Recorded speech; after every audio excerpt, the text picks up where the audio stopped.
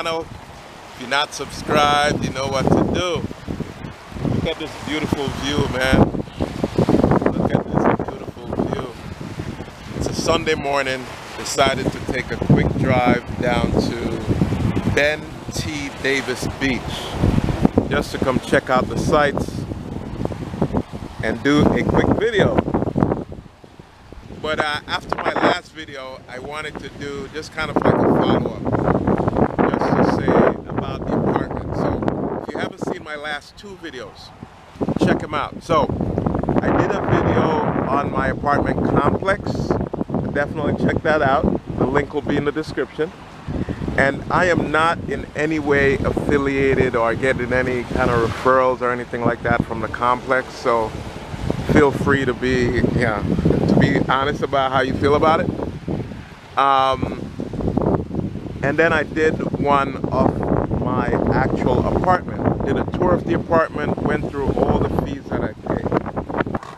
So yes, YouTube. So starting to rain a little bit, so decided to bring this inside. You probably could hear me a lot better in here anyway. So yeah, I'm gonna put a breakdown of how much I pay for rent and kind of all the fees, but all in all it comes up to about $1,600 with water, trash, the extra $100 I pay for a garage, so that's what I pay. So, and a lot of people had different kind of opinions on that, so I wanted to, and I respect everyone's opinions, but one of the things that I said to most people is that it's all relative, right? And it's all relative. So even coming out here right now and coming to this beautiful beach, right? And I'll spin this around again and I'll show you. The beach is beautiful, right? Like, it's a beautiful beach. But it's like, to some, if you're used to, let's say, beaches in Jamaica or other places, right? You would think this is nothing. You know what I mean? This is just a little whatever. You know what I mean? But others will look at it and say, wow, this is beautiful. Can't wait to come down here to be able to see that. So everything is all relative based on your experience and based on what you are probably currently paying. So could I have paid a lot less for rent? Absolutely. I'll pull up Zillow right now. I'll show you that there are definitely apartments that's down here that you could get a 2-bedroom apartment and pay probably about $1,000 a month. There's 2-bedroom apartments down here that you could pay $3,000 a month.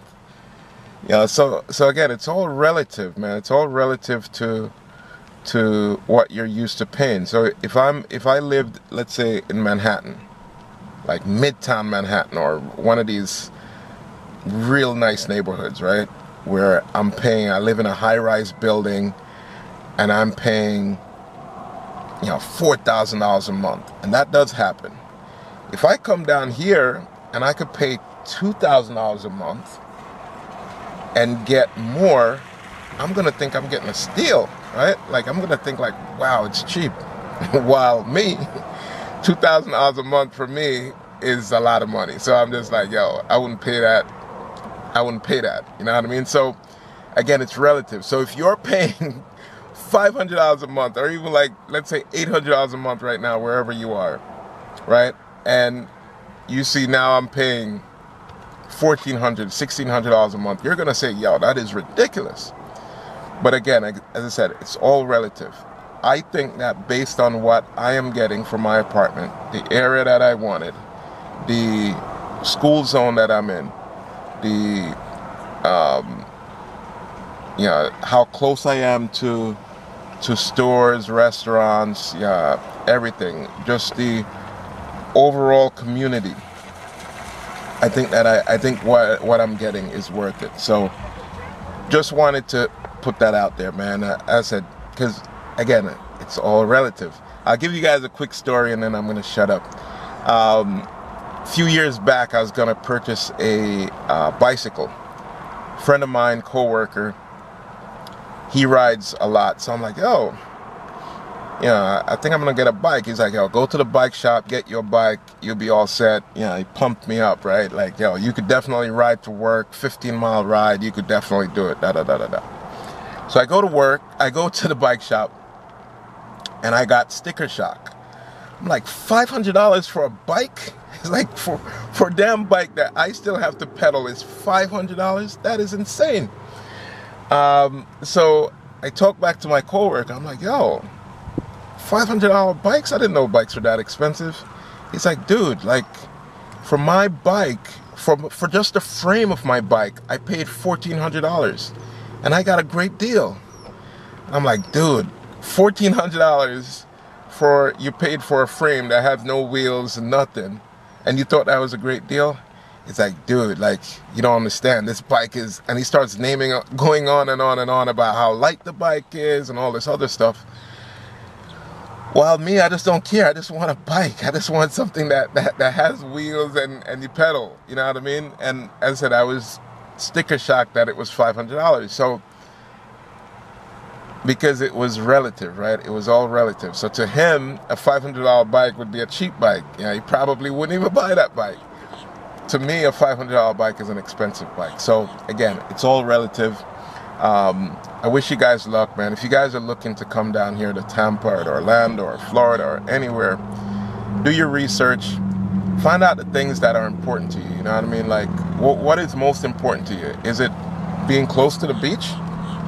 Is it affordability? Is it being close to bars and restaurants? Is the school zone important to you? You know what I mean? Do you have kids? Is that important to you, where you're thinking that, okay, you want to be in an area that has great schools? Is safety a priority for you? Do you want to be in an area that has low crime and everyone says hi and all this other stuff? You know what I mean? So once you start talking about those things, deciding on the things that's important to you, I think you'll be able to make your decision.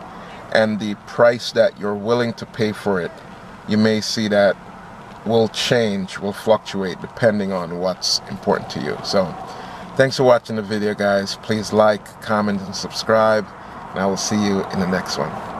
Peace.